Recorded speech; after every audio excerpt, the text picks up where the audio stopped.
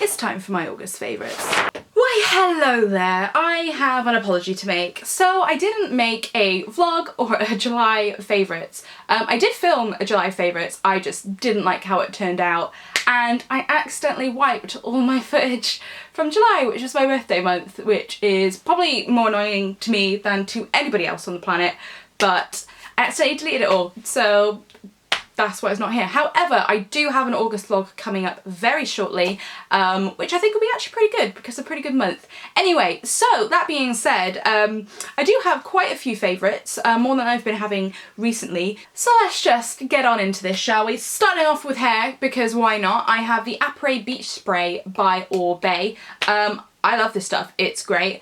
I would say I'm maybe halfway through. That's kind of how it feels, which is good because I got this at the end of July and now we're at the end of August. So hopefully this will last me until October. That's what I'm hoping. And if that's the case, I will repurchase. But I got this as a birthday present and it's been doing everything that I want it to. I've got some in my hair today, and although you can't see it, I just love it. I think it's great. Very pricey. It is a pricey number, this one.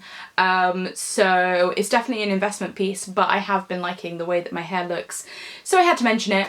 Should we do a bit of skin? I've actually got two foundations to talk about. I've been chopping and changing between the two. First of all, I have got the Born This Way foundation by Too Faced. I just pulled this back out of my stash and I've been really liking it. It's a really good middle of the road, buildable coverage foundation. It's oil free and I think it can look pretty natural on the skin actually, particularly if you use a beauty blender with it. And I've just been really enjoying it, and comes with a pump. I am in the shade Porcelain and I haven't got it on today. I always do this. I say like, oh, these are my favourites, and then I don't actually wear them in my favourites video to show you. But I have been wearing this loads recently. As I said, it is a buildable foundation and it's natural looking on the skin. And another foundation I have been liking is by Dior. This is the Star Foundation and I am in the shade number 10. Similar reasons. I feel this one is a little bit more dewy and this one is a little bit more matte. The lid on this one, can you hear that? Bit annoying. Anyway, and I would say this one's got lighter coverage as well than the Too Faced. So if I've been having a better skin day, I tended to lean towards this one, but if I need a little bit extra coverage from a foundation, I would use the Born This Way. Both are really great and I would recommend both highly, and I believe both have actually been in favourites before.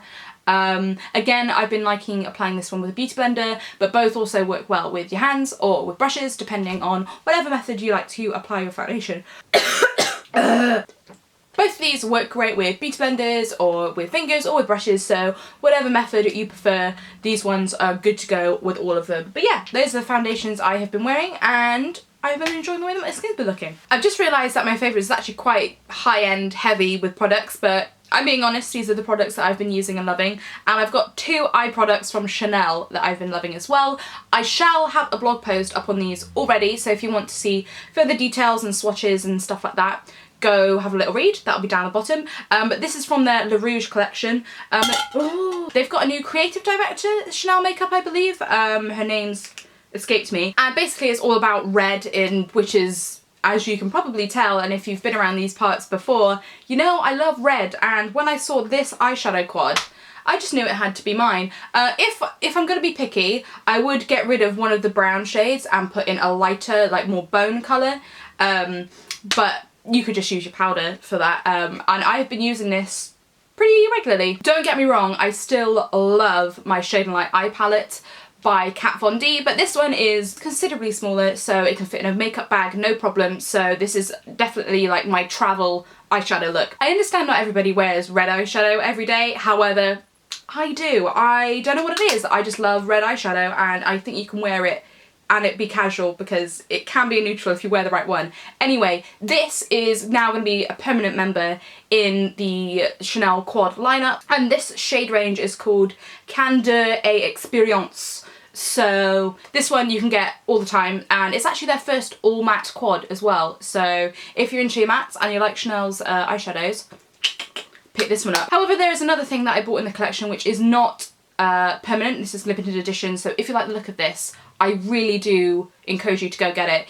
It is one of Chanel's Illusion d'Ombres or cream eyeshadow to common folk like you and I, and this is in the shade 128 Rouge Brulee, and as you can see it is this beautiful coppery red colour. And the reason that I picked this up is you can get a bunch of copper cream eyeshadows, that's not very new. However, I thought the colour was actually particularly really nice, and it definitely is more red than orange or gold, which, you know, obviously goes in with the collection but also fits in with my palette considerably better, and it's actually really good quality.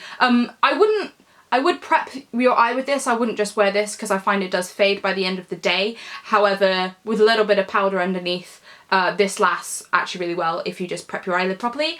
But yeah, the colour is what sold me. I think they have a more purpley red one as well, but this is the one that caught my eye, and I love it. I think it's fantastic, and I've actually been wearing the two of these together. You could just wear this on its own, but I've been liking using some of the shades of this in my crease to just blend it out a little bit. I think the red in this palette does complement this shadow really well as well. I've just been loving these. This is what I've been chopping and changing between either this look, I have got this palette on today, which is just this palette, or I've been using this in the centre of my lid and then putting the red from this palette through my crease, and I have been loving the pair of them. Next up for lip products, I have two to talk about, and both of these are actually pretty affordable. First of all, I have got the NYX Liquid Suede in the colour 04 Soft Spoken. This has been compared to Lolita by Kat Von D. Do you know what? I find this every single time. I just can't stop talking about Kat Von D.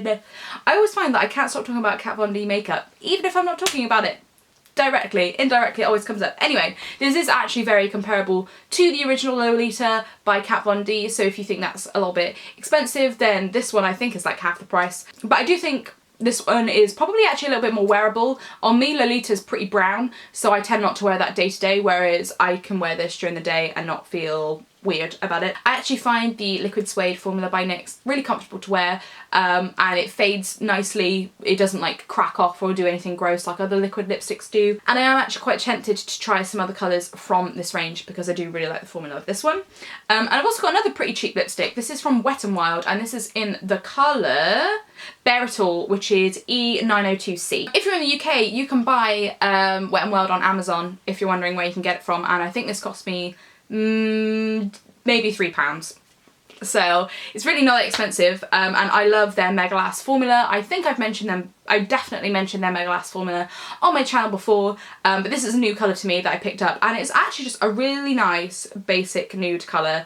If you don't fancy a liquid lipstick, and you just want a standard matte lipstick, these are fantastic, and as I said, they're literally a couple of quid, really not that expensive. And so this one is having a nice little happy place in my handbag. I mean, the packaging's not that luxe, but the product itself is actually award winning. I know that this lipstick has won awards, and there's reason to it because it is a really great formula, so pick it up. I've also got a skin favourite to talk about, and this is from Alchemist. This is their Anti-Oxidant facial oil, which contains rosehip and camellia seed. Camellia seed? Camellia? One thing I will say, I got this in a Try Me set, I think from Space NK, but I'm pretty sure Cult Beauty do it as well. And this oil, the size that you get in the kit is like a travel size. It's 20 millilitres, whereas the full size of this is 25 millilitres, I think, and the full size is really expensive. So I would recommend grab the kit. You know, you miss out on 5 millilitres of this, but you get like a lip balm, a cleanser, a toner. Like, it's actually a really cool little set. Anyway, I've been loving the way that this feels on my skin. I'm actually going away in a couple of days, and I think I'm going to take this as like my big skincare thing instead of a serum, because this has like the benefits of a serum but also moisturizes your skin, and as I'm somebody who's got combination skin, I don't think it exacerbates the oil in my skin or anything, and I think it's actually a really good product. Alchemist, I must admit I did kind of judge Alchemist when they first came into my life, because I thought, you're basically a poor man's, but not really a poor man's Aesop, but actually their product's quite nice, so I take it all back. By the way, hopping back to lips, if you're wondering what is on my lips right now, it is the Sephora Matte Lip Cream in number 1, if you're wondering. I also have one body favourite, which isn't that glamorous, but I have to mention it. It is the Aveeno body wash. One of my friends just recommended this. She was like, it makes my skin really soft, and it really does. It's not, you know, the most glamorous or the most like sexy body wash you could have, but honestly, it makes your skin so soft that I don't give a shit. I don't have particularly dry skin. My skin's actually fairly nice on my body, so it's not that I can tell you that if you have dry skin that it will really make a difference, but it definitely won't dry your skin out like some body washes can do. So if you do suffer with like drier skin, then I reckon look the way in this one to add into your routine instead of a bog standard body wash, because I think it is, yeah, it's formulated for dry and sensitive skin, so I reckon it'd be a good one. Aveeno tend to be quite like a natural brand. Anyway, so yeah, this has been, as I said, it's not that glamorous, but it's effective, so I don't really care. It's a really nice body wash, I promise. If you're a music fan, I'm sure you are, I'll have both my playlists from July and August linked down below if you want to have a little listen to what I've been listening to over the past couple of months. I don't think I have any other miscellaneous favourites, I've got to be honest guys. I think that is everything. Although I did go to Reading Festival, which was amazing, but you shall see that all in my vlog. So anyway, subscribe if you haven't. Ding ding ding ding ding. And I shall see you again soon. Thanks so much for watching. Bye!